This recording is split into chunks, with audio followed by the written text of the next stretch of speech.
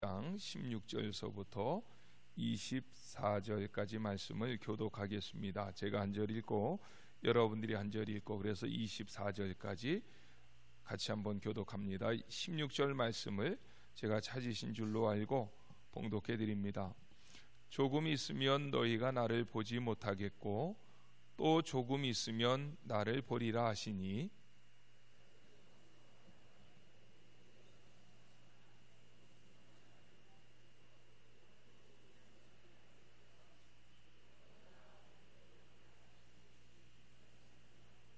또 말하되 조금 있으면이라 하신 말씀이 무슨 말씀이냐 무엇을 말씀하시는지 알지 못하노라 하거늘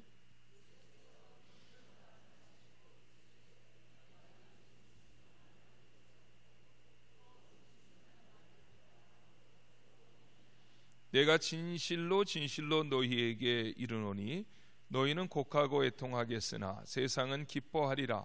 너희는 근심하겠으나 너희 근심이 도리어 기쁨이 되리라.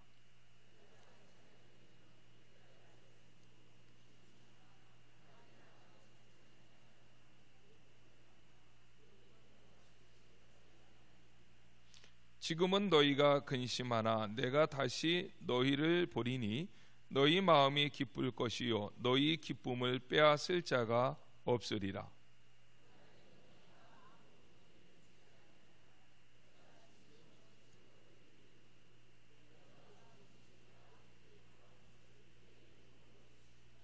지금까지는 너희가 내 이름으로 아무것도 구하지 아니하였으나 구하라 그리하면 받으리니 너희 기쁨이 충만하리라. 아멘. 우리 옆에 분들하고 인사 한번 나누겠습니다. 사랑합니다. 축복합니다. 인사 한번 하겠습니다.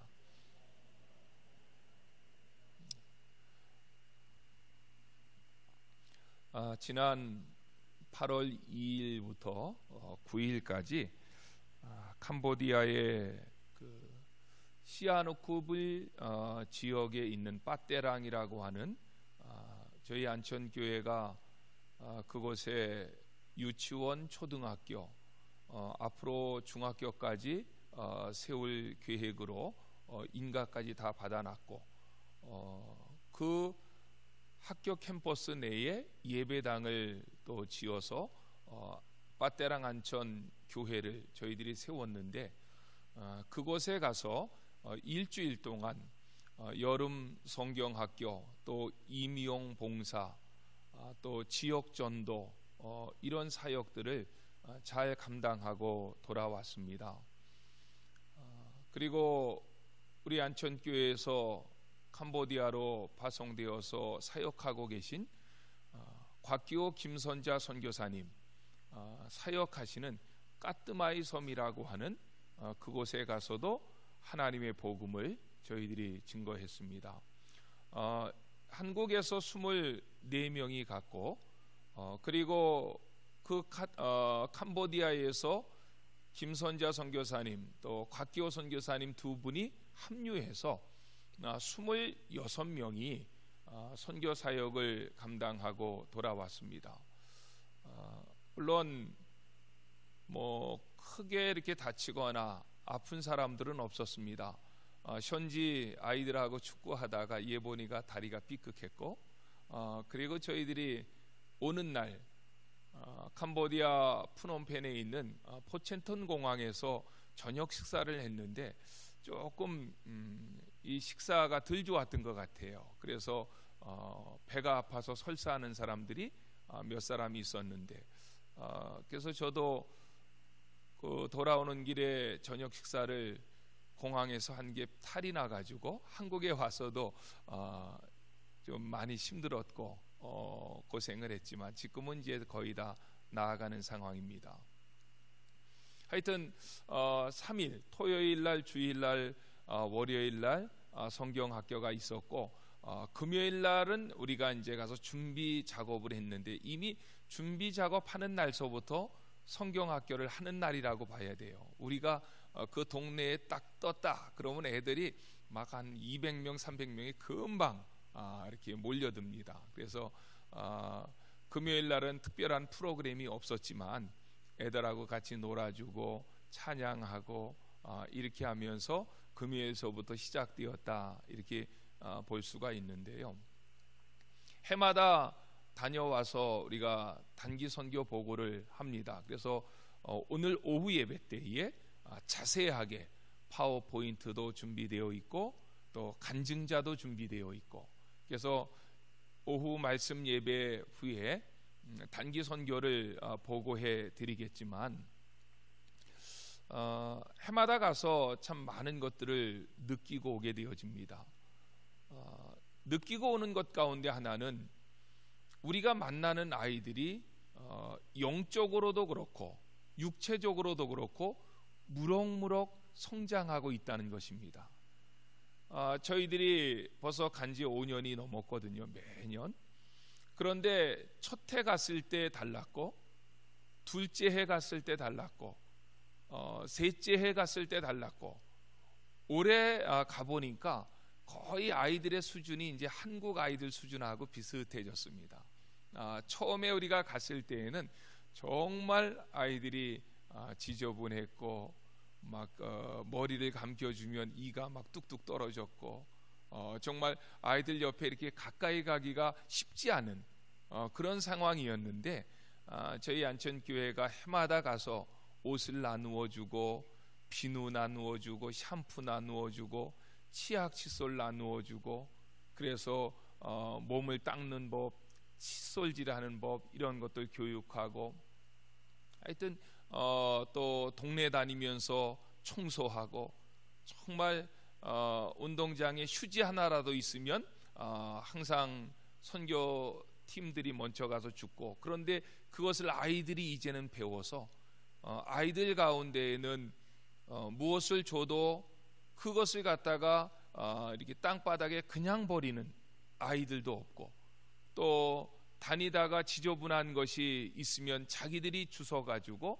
쓰레기통에다가 집어넣고, 처음에는 저희들이 빵을 주든지 뭐 과자를 주든지 하면은 먹고 100% 다 그 자리에다 버렸습니다. 애들이 먹고 지나간 자리는 하여튼 쓰레기장이 되어 버렸는데, 몇 년 동안 우리가 꾸준히 가서 몸으로 보여주고 교육하고 이런 과정들을 통해서 주변도 많이 깨끗해졌고, 정말 감사한 모습들이 많이 있습니다. 작년하고 올해 가서 특별히 놀랐던 것은, 여러분들이 한번 캄보디아 지도를 구글에서 쳐보면 금방 뜨는데, 우리가 지금 사역하고 있는 지역은 캄보디아가 한국 이게 유형하고 비슷한 것 같아요. 서울이 중부지방에 있다면 우리가 이제 가는 그 사역지는 시아노쿠빌은 아마 부산으로 이야기할까요? 아니면 지역적으로 보면 목포로 얘기할까요? 서남 쪽으로 이 바닷가인데, 캄보디아 땅에서는 제일 아름다운 장소입니다. 바닷가도 너무너무 아름답고, 그리고 이 시아노쿠빌 지역은 캄보디아에서 두 번째 큰 도시입니다. 프놈펜이 제일 크고, 그 다음에 시아노쿠빌이 큰데, 이 시아노쿠빌에는 국제 인터내셔널 에어포트가 있고, 그리고 모든 수출과 수입하는 그 물건들이 시아노쿠빌에 있는 항만을 통해서 움직여집니다. 그러니까 캄보디아의 항만이 이 시아노쿠빌에 있고, 그러다 보니까 도로 사정은 너무 열악합니다. 도로 사정이 열악하다 보니까 공장들이 시아노쿠빌로 몰려올 수밖에 없습니다. 이 항만까지 물건을 만들어서 가지고 오려면 너무 시간들이 많이 걸리니까, 그래서 저희 바로 학교 옆에 한 10만 명이 들어오는 공단이 있습니다. 중국 기업들이 주체가 돼서 이미 다 털을 닦아놨는데, 작년에 갔을 때는 그 공단에 아마 10%도 안 들어왔던 것 같아요.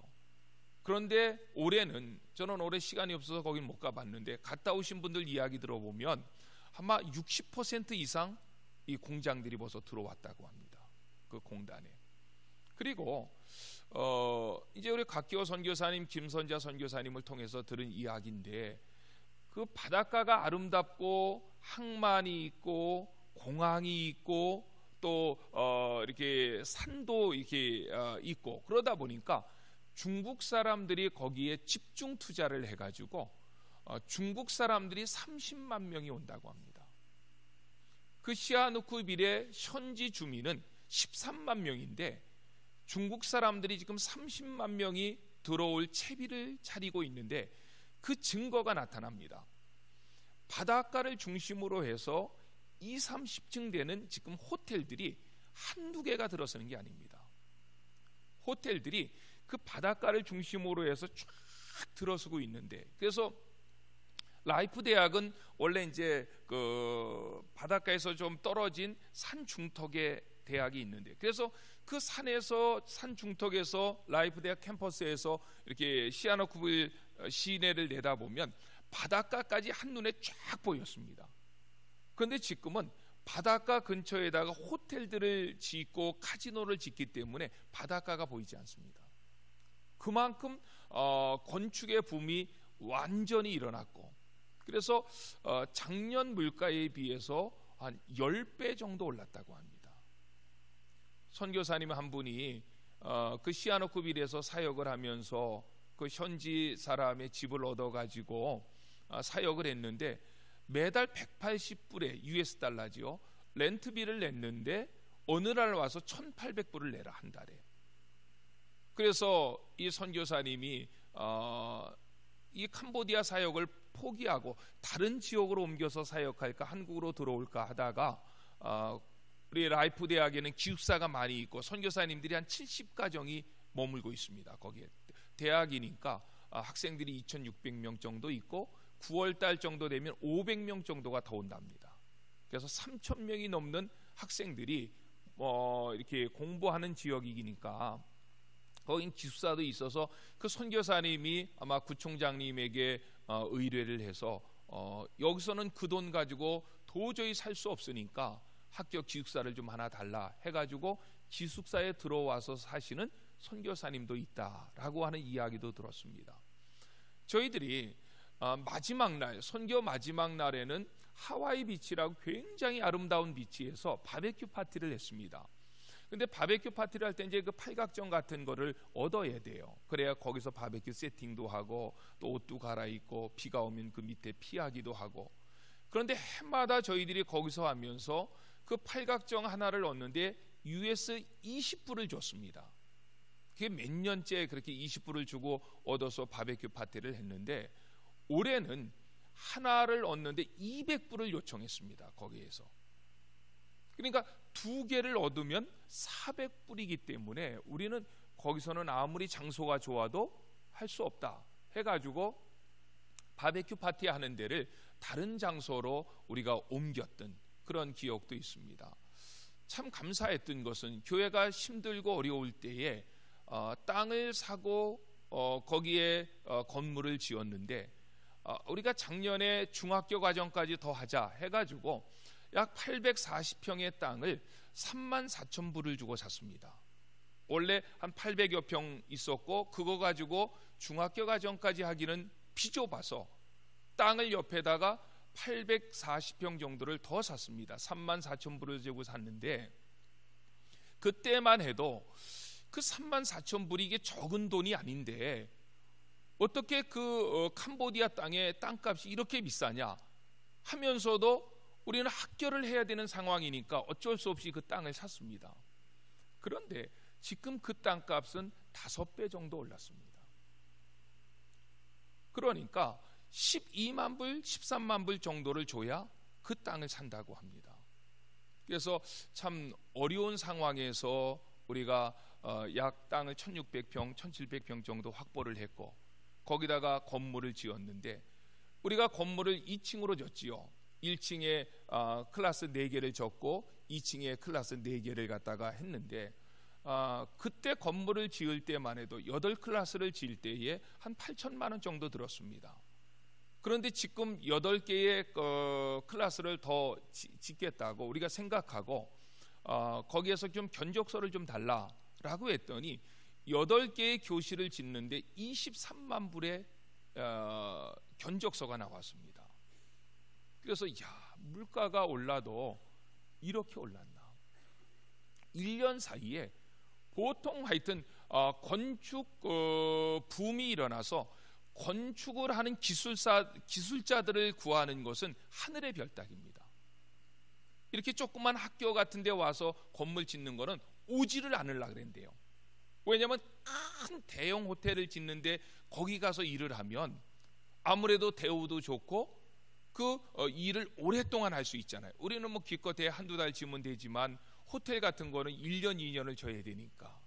그래서 건축을 하는 그 기술자들 구하기도 하늘의 별따기고, 건축 자재라든지 아니면 인건비라든지 이런 것들도 2배 내지 3배 정도 과거에 우리가 지불했던 경비보다 줘야 건물을 지을 수 있다라고 그렇게 이야기를 해서, 참 우리가 옛날 그 가난한 나라만 생각을 하고 그렇게 선교하면 되겠다 했는데 이미 그 수준은 지나가 버렸다 하는 생각이 들었고, 그래도 마지막 때에 건물을 우리가 짓고 또 땅을 확보해 놓은 것은 하나님의 은혜라고 생각을 하고, 그래서 거기에서 초등학교 지금 유치원이 2학급이 운영됩니다. 그리고 초등학교 1학년, 2학년, 3학년까지 있는데, 그래서 5학급이 운영이 되는데 학생들은 이미 넘쳐납니다. 우리가 의도적으로 30명만 받습니다. 왜냐하면 30명을 더 받으면 오전 오후반을 해야 됩니다. 캄보디아 일반 보통 국립초등학교 중학교는 100% 오전 오후반을 합니다. 7시 반에 오전반이 시작해서 11시 반에 끝나고, 그 다음에 1시에 시작해서 5시에 끝나고, 이렇게 해서 오전 오후반을 하는데, 저희들은 이제 학교를 세울 때서부터 질적인 또 특수화되어진 학교를 만들자, 그렇게 해서 오전반만 운영하도록 이야기를 했고, 오후에는 그 학생들에게 영어와 컴퓨터와 한국말과 중국말을 가르칩니다. 그러다 보니까 그 캄보디아 지역의 주민들도 옛날에는 아이들을 5, 6을 낳는데 지금은 그렇게 낳지 않습니다. 2 내지 3 이렇게 낳는데, 그러다 보니까 각 가정에서 자녀들에 대한 교육열이 굉장히 높습니다. 그래서 캄보디아는 국립학교가 유치원서부터 고등학교가 무료입니다. 근데 저희 학교에서는 지금 20불을 받습니다. 매달 아이들에게. 물론 여러분들이 후원하는 10불은 그 아이들을 돕습니다. 직접적으로. 그래서 아이들이 실질적으로 내는 돈은 매달 10불을 냅니다.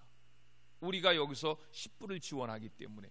그런데도 불구하고 특수화시켜서 학교를 운영하다 보니까 학교 아이들 모집이 시작되어지면 얼마 있어서 30명 정원이 꽉 차버립니다. 그래서 지금은 5학급, 유치원 2학급, 초등학교 1학년, 2학년, 3학년까지 5학급에 150명의 아이들이 공부하고 있습니다. 이제 내년 되면 그 3학년 애들이 4학년으로 올라가고, 또 후년 되면 4학년 애들이 5학년으로 가고, 그 6학년으로 가고, 그 다음에 중학교 1학년, 중학교 2학년, 중학교 3학년 이렇게까지 우리가 운영을 하고, 이제 고등학교는 거기에서 한 20분 정도 떨어진 라이프 대학 내에 있는 고등학교로 아이들을 이렇게 공부시킬 수 있도록. 왜냐하면 그쪽 지역에는 어차피 고등학교가 없습니다. 고등학교를 가려면 시아노쿠빌로 가야 됩니다. 그런데 시아노쿠빌에는 14개의 고등학교가 있는데 3년 전서부터 그 캄보디아 전역에 있는 고등학교에 학력 평가를 합니다. 그런데 라이프 대학 내에 있는 고등학교는 3년째 시아노쿠빌에 있는 14개의 고등학교 가운데 학력 평가 중에 1위를 했습니다. 그래서 라이프 대학 내에 있는 고등학교에 그 시아노쿠빌에 있는 아이들도 가고 싶어하는 고등학교인데, 저희 빠떼랑 안촌 초등학교 유치원, 중학교를 졸업하면 그 학교로 아이들을 공부시키고, 거기에서 아이들이 공부 잘하는 애들은 라이프 대학으로 들어갑니다. 시아노쿠빌에는 4개의 대학이 있는데 그 가운데 가장 명문 대학은 라이프 대학입니다. 그 라이프 대학으로 빠떼랑 초등학교, 중학교 아이들, 거기에서 공부한 아이들을 대학으로 진학시키고, 그래서 공부를 잘하면 한국에 있는 28개의 대학과 MOU를 맺었습니다. 라이프 대학이. 그래서 한국에 있는 대학으로 우리 빠떼랑 아이들을 보내주면 우리 교회가 케어를 해서 석사학위를 받게 하고 이 한국에서 박사학위를 받게 해서 그 땅에 다시 돌려보내주면 그 아이들은 아마 다시 캄보디아로 들어가서는 가장 중요한 요직에서 일할 수 있는 크리스찬들이 되지 않겠느냐. 그러면 그 아이들을 통해서 캄보디아는 킬링필드, 죽음의 땅인데 리빙필드, 생명의 땅으로 변화될 줄로 믿고, 우리가 그 사역을 정말 몇 년 동안 우리 교회도 힘든 가운데에서 여기까지 끌어온 것도 하나님의 은혜인 줄로 믿고, 만약에 지금 시작했다면 엄두도 내지 못하고 할 수도 없는 일이었습니다. 그런데 몇 년 전에 얼떨결에 시작했던 그 일이 얼떨결에 시작한 것 같지만 하나님의 섭리였고 역사였다라고 하는 것을 근본 단기 선교를 다녀오면서 느낄 수가 있었습니다. 하여튼 오후에 이 파워포인트를 통해서 또 간증자의 간증들을 통해서 다녀왔던 내용들을 생생하게 여러분들에게 보고해 드리겠습니다. 여러 가지 물질로 후원해 주시고 또 헌금으로 후원해 주시고 또 몸으로 후원해 주시고 기도로 후원해 주신 여러분들께 다시 한번 진심으로 머리 숙여 감사를 드립니다. 오늘은 요한복음 16장 16절로 24절을 이 말씀을 가지고 빼앗길 수 없는 기쁨이다 라고 하는 제목으로 잠시 말씀을 증거해 드리겠습니다. 오늘은 16절서부터 보았는데 16절 말씀서부터 아리송한 말씀을 주님이 하십니다. 여러분들 한글로 되어 있잖아요. 그거 무슨 내용인지 읽으면 알 수 있잖아요. 여러분들 스스로 한번 16절을 해석해 보십시오. 이게 도대체 무슨 말이냐. 16절에 있으면 주님이 말씀하시는 거예요. 조금 있으면 너희가 나를 보지 못하겠고 또 조금 있으면 나를 보리라. 이게 어떤 말이라고 하는 것이 논리에 맞아야 되잖아요. 근데 조금 있으면 너희가 나를 보지 못하겠고 또 조금 있으면 너희가 나를 보리라. 무슨 말입니까? 이 참 우리는 그래도 이제까지 요한복음 16장을 쭉 강해를 해왔고 또 사전에 어떤 지식들 배경들이 있기 때문에 이 말이 무슨 말인지 대충 감으로 이해를 할 수 있겠지만 어떤 사람에게 이 문장을 딱 주고 조금 있으면 너희가 나를 보지 못하겠고 또 조금 있으면 나를 보리라, 이게 무슨 뜻이냐고 물어보면 아무도 대답할 수 없겠지요. 당황스럽겠지요. 그러니까 제자들이 그 이야기를 듣고 거기에 있는 제자들조차도 17절에 제자 중에 서로 말하되 우리에게 말씀하신 바 조금 있으면 나를 보지 못하겠고 또 조금 있으면 나를 보리라 하시며 또 내가 아버지께로 감이라 하신 것이 무슨 말씀이냐, 이렇게 제자들도 어리둥절합니다.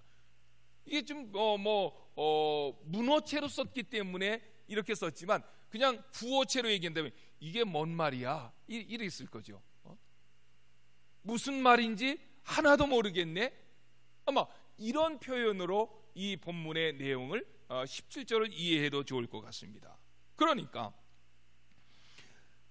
예수님께서 18절 말씀에 그렇게 얘기하지요. 예수께서 묻고자 함을 아시고 그들이 웅성웅성하고 이거 도대체 뭔 말이지? 이게 무슨 뜻이지? 라고 웅성웅성하니까 예수님도 내가 했던 말을 저들이 바로 알지 못하고 이게 혼동스러워하고 있구나 라고 하는 것을 아시고 주님께서 이렇게 말씀하십니다. 19절에 내 말이 조금 있으면 나를 보지 못하겠고 또 조금 있으면 나를 보리라 하므로 서로 문의하느냐. 내가 그런 말 했기 때문에 너희들이 어리둥절하고 도대체 이게 뭐지? 라고 하는 표정을 짓고 있느냐? 예수님께서 반문하십니다. 그리고 20절에 중요한 말씀을 하십니다. 20절 말씀에 보니까 내가 진실로 진실로 너희에게 이르노니 너희는 곡하고 애통하겠으나 세상은 기뻐하리라. 너희는 근심하겠으나 너희 근심이 도리어 기쁨이 되리라. 20절에 예수님이 해석을 해준다고. 조금 있으면 나를 보지 못하겠고 조금 있으면 나를 보겠다, 이 말을 해석을 해준다고, 쉽게 풀어준다고 20절에 이야기했는데 그게 더 헷갈려요. 그렇죠? 20절 말씀도 우리가 보십시오. 내가 진실로 진실로 너희에게 이르노니 너희는 곡하고 애통하겠으나 세상은 기뻐하리라. 너희는 근심하겠으나 너희 근심이 도리어 기쁨이 되리라. 이게 16절 말씀을 예수님께서 쉽게 해석해 주려고 제자들이 어리둥절하니까 하신 말씀인데, 이 말씀은 우리로 하여금 더 어리둥절하게 만들었다는 거예요. 그렇다면 16절에 조금 있으면 너희가 나를 보지 못하겠고, 이 말씀에 대한 해석은 내가 진실로 진실로 너희에게 이르노니 너희는 곡하고 애통하겠으나 세상은 기뻐하리라. 이게 조금 있으면 너희가 나를 보지 못하겠고 라고 하는 것에 대한 해석인데, 그렇다면 그것을 더 직설적으로 이야기하면 뭡니까? 그렇죠, 십자가의 사건이죠. 그러니까 예수님께서 내가 십자가에 죽는다 이렇게 얘기했으면 이게 직설적인 화법이 되니까 금방 깨달았을 텐데, 예수님의 십자가 죽으심을 뭐라고 얘기하느냐 하면 내가 진실로 진실로, 요한복음에서 진실로 진실로 아멘 아멘인데, 이 단어를 쓰는 것은 이 말이 굉장히 중요하다는 것을 우리에게 암시하고 있는 단어입니다. 이 말은 중요한 말을 한다는 거예요. 내가 진실로 진실로 너희에게 이르노니 너희는 곡하고 애통하겠으나, 예수님 십자가에 돌아가실 때 현상을 설명하는 거죠. 예수님 십자가에 돌아가시면 그를 따랐던 제자들은 어떻게 합니까? 곡하고 애통하는 거죠. 와, 우리가 3년 동안 따라다니셨던 주님이 돌아가셨네 하면서 곡하고 애통하겠다는 거예요. 그러면 너희는 곡하고 애통하겠지만 세상은요? 세상은 어때요?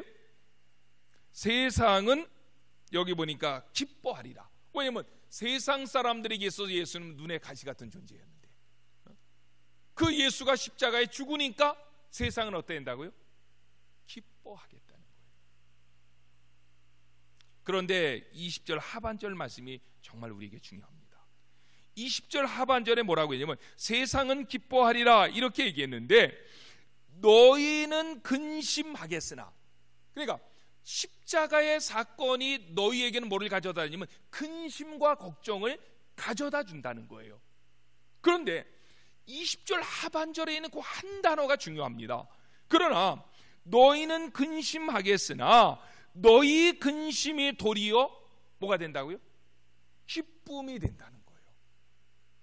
그러면 우리가 여기서 생각해 봐야 될 것은 그 제자들의 근심이 도리어 기쁨이 되는 그 순간은 언제입니까?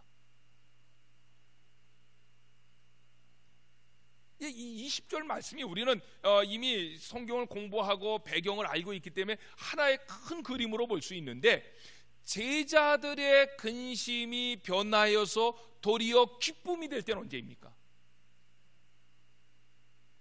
예수님의 부활 때에도 잠시 예수님이 계실 때만 기뻐했지요? 아니었다는 거예요.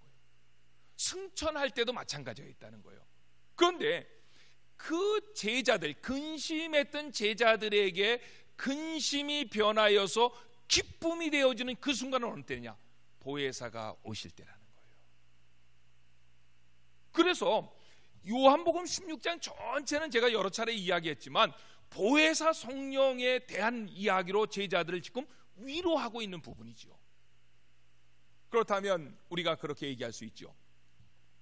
보혜사 성령이 오시는 것이 왜 제자들에게, 이걸 확대 해석하면 오늘 우리에게 기쁨이 됩니까?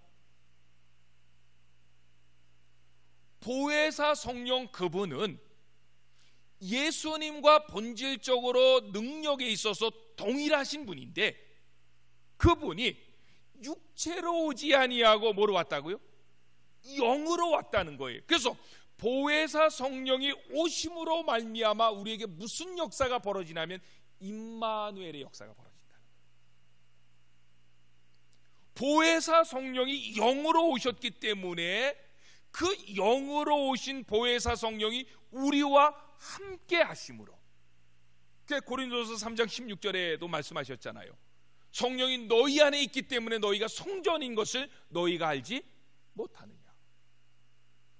보혜사 성령이 육체로 왔다면 예수님을 따랐던 제자들처럼 어느 시점에는 십자가에 돌아가시든지 나이가 많아서 늙어 돌아가시든지 해야 되는데, 보혜사 성령은 육으로 오신 것이 아니라 영으로 오신 하나님이신데, 그래서 시공간의 제한을 받지 아니하시는데 그분이 우리와 함께 하시는 임마누엘의 역사가 일어난다는 거예요. 그 보혜사 성령이 우리와 함께 하심으로 임마누엘의 역사가 일어날 뿐만 아니라 그 보혜사 성령님은 항상 우리 가운데 계셔서 세상을 향해, 이제 이게 1, 2주 전에 한 거 다 잊어먹었어요. 지난주에 우리가 말씀 안 들었다고. 세상을 향해서는 무서운 검사 역할을 한다는 거예요. 그러면 항상 우리를 향해서는요, 변호사 역할을 하는 거예요. 보혜사 성령이 우리 가운데 오셔서 세상을 향해서는 하나님의 법정에다가 세상을 세워놓고 그들의 죄악을 세상 말로 까버려 놓는다는 거예요. 이 사람의 죄는 2018년 8월 12일 어디 가서 술 먹고 누구하고 싸웠지요. 돈 훔쳤지. 뭐 다 까발려 놓는다는 거예요. 그런데 예수 믿는 사람들도 연약해서 쓰러질 수 있지만, 그래서 하나님께서 하나님의 법정에서 우리의 죄악을 다 알고 계실 때에 보혜사 성령이 우리를 대변해서 변호해 주신다는 거예요. 하나님, 우리 인간은 다 약하지 않습니까? 그래도 저 누구누구는 이 땅에 있을 때 예수님을 잘 믿은 사람입니다. 하나님이 한번 도와주세요. 이 변호사가 되어서 보혜사 성령이 우리를 변호해 주시고, 우리 위에 이제 시편에 보면 장막을 치신다 이런 단어가 많이 나오거든요. 이 굉장히 중요한 단어입니다. 하나님께서 우리를 심판하실 때 하나님 위에서 보시잖아요. 위에서 보시는데 우리 위에 장막이 쳐져 있다면 그 장막은 십자가의 보혈의 능력입니다. 하나님이 위에서 볼 때에 우리 자신의 죄악된 모습이 보이는 게 아니라 우리 위에 장막으로 쳐져 있는 십자가가 보이는 거예요. 그래서 하나님께서는 우리를 의롭다고 불러주시는 거예요. 내 자신이 하나님 앞에 죄가 없는 사람이 아니라 나도 세상 사람들처럼, 세상이 10가지 죄를 지면 우리는 한 6가지 7가지 죄 짓잖아요. 완벽하게 사는 사람 어디 있어요? 그런데 예수 그리스도의 십자가 보혈의 은혜로 말미암아 우리 위에 장막을 쳐주시고 우리 곁에 계시는 보혜사 성령께서 우리를 변호해 주셔서 결국은 하나님을 통해서 우리를 향하여서는 너는 의인이다 라고 호칭해 주신다는 거예요. 그러나 세상은 십자가로 장막을 치는 것도 없고 옆에서 보혜사가 변호사가 되어서 도와주기는커녕 뭐가 되어서? 검사가 되어서 그들의 죄악, 숨은 죄악까지 다 끄집어내가지고 요 사람은 요래서 죄입니다, 이래서 죄입니다, 이래, 그래서 죽어야 됩니다, 이렇게 몰고 간다는 거예요. 이 보혜사 성령이 우리에게 오심으로 말미암아 우리는 처음에는 예수 믿는 그 길이 고난의 길이고 십자가의 길이고 앞에 어려움이 많이 있기 때문에 근심하겠으나, 그러나 주님이 하늘로 올라가셔서 보내주실 보혜사가 너희에게 오면은 너희의 근심이 변하여서 뭐가 된다고요? 기쁨이 되리라. 예수 믿는 사람들에게는 이런 기쁨이 있어야 됩니다. 왜 그런가 하면 예수 믿는 사람들에게 이런 기쁨은 세상이 빼앗아갈 수 없는 기쁨이기 때문이에요. 오늘 본문 말씀해 보십시오.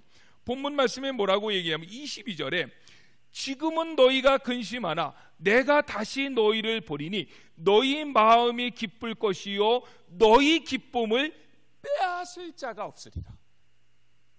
세상의 기쁨은 요동한다는 거예요.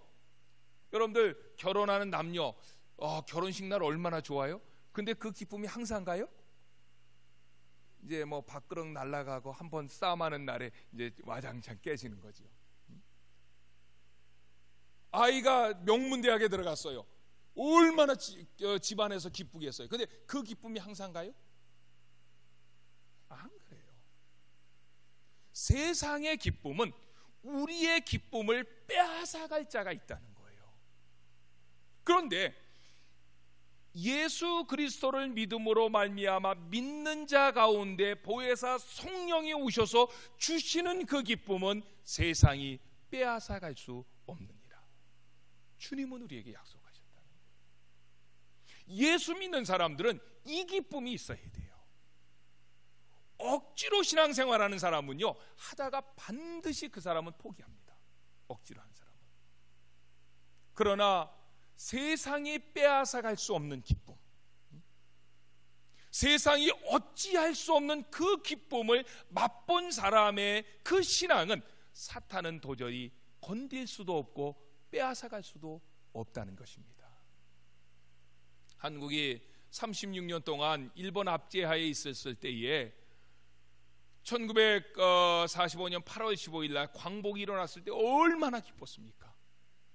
모든 사람들이 다 길거리로 뛰쳐나와서, 저는 그때 안 살아봤지만 살아보신 분들이 계신지 모르겠지만 이 자리에 하여튼 얼마나 기뻤겠어요. 만약에 그날에 집안에 이렇게 앉아가지고 꿍하고 있으면 그 사람이 2%가 모자란 사람이지. 모든 사람 그 기쁨을 이기지 못하여서 태극기를 흔들며 바깥으로 달려나와 대한민국 만세를 불렀고, 얼마나 기쁜지. 서로가 알지 못하는 사람 서로가 부둥켜 안고 눈물을 흘렸고. 근데 그 기쁨이 영원히 갑니까? 안 간다니까요. 이 지상에서 주어지는 기쁨은 일시적이라는 거예요. 한시적이라는 거예요.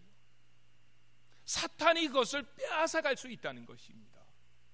그러나 보혜사 성령이 오셔서 우리에게 주시는 그 참 기쁨을 맛본 사람들은 어떠한 상황에서도 주님을 부인하지 않게 됩니다. 우리가 잘 아는 대로 예수님의 12 제자들 가운데 이 모든 사람들은 오순절 성령 강림의 은혜를 받은 사람들입니다. 예수님의 부활을 목격하고 나서도 무서워서 집안에 떨면서 문을 걸어잠고 있었던 이 사람들이 오순절 그 성령 강림의 체험을 하고 난 다음에는 모두가 다 바깥으로 뛰어나갔습니다. 그리고 담대히 외쳤습니다. 너희가 십자가에 못 박은 그 예수가 우리의 주와 그리스도가 되셨느니라. 누구든지 주 예수를 믿으라. 그리하면 구원을 얻으리라. 그들이 담대히 외쳤습니다. 사내들인 공회원들이 그들을 잡아가서 앞으로 다시는 예수에 대해서 얘기하지 말라. 가만두지 않겠다. 그때 베드로가 담대히 얘기합니다. 내가 너희들의 말을 듣는 것이 옳으냐, 하나님의 말씀을 듣는 것이 옳으냐, 너희들이 판단해봐라. 내가 보고 들은 것을 말하지 아니할 수 없다 하면서 담대히 가서 복음 전하는 것을 멈추지 아니했다는 것입니다. 사랑하는 안천의 성도 여러분, 이 빼앗길 수 없는 기쁨,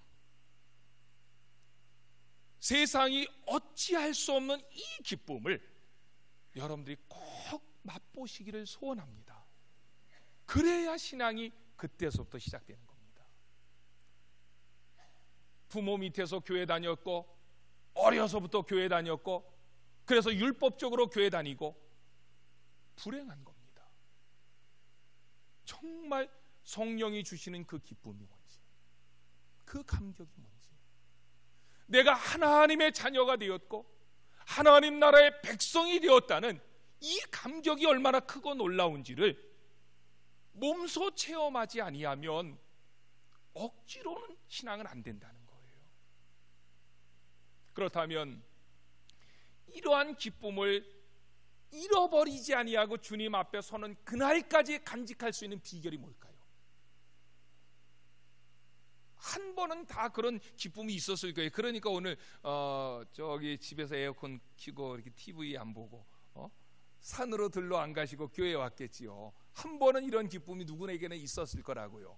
그러면 이런 기쁨을 빼앗기지 아니하고 주님 앞에 서는 그날까지 간직할 수 있는 방법이 뭡니까? 그게 오늘 본문 말씀 22절로 24절까지의 말씀입니다. 22절에 다시 한번 볼게요. 이게 뭐 어려운 얘기 아니에요. 이게 이제 풀어 설명할 때는 어려운 얘기 아니에요. 22절에 지금은 너희가 근심하나 내가 다시 너희를 보리니 너희 마음이 기쁠 것이요 너희 기쁨을 빼앗을 자가 없으리라. 이거는 보혜사 성령이 오실 때 그 시점을 얘기하죠. 그러면서 23절에 이야기합니다. 그날에는 너희가 아무것도 내게 묻지 아니하라. 지금은 자꾸 물어본다는 거예요. 주님, 이게 무슨 말이죠? 왜냐하면 그런 기쁨을 맛보지 못한 사람들은 예수 믿는 사람들이 막 얻어맞아가지고 죽어가면서도 시쭉시쭉 웃으면 그 이해가 안 되는 거예요. 저거 왜 저러지 저 사람들이?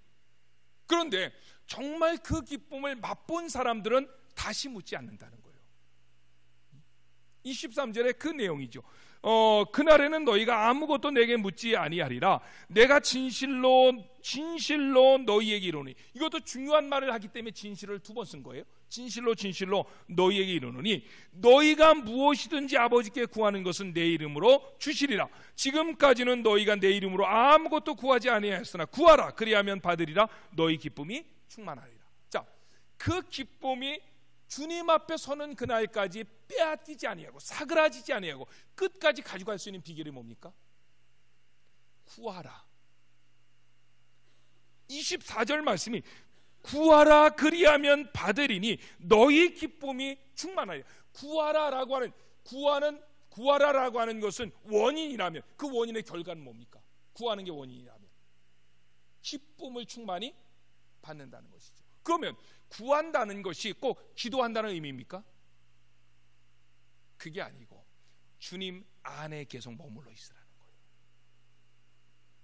주님 안에 머물러 있기만 하면 그 하나님이 우리에게 주시는 그 기쁨이 사그라지지 아니한 거다. 주님과의 그 관계만 바로 설정되어 있으면 세상이 아무리 우리를 핍박하고 우리에게 고난을 가져다 주고 심지어는 우리의 목숨을 빼앗아 간다 할지라도 너희가 그 기쁨을 잃지 아니하리라.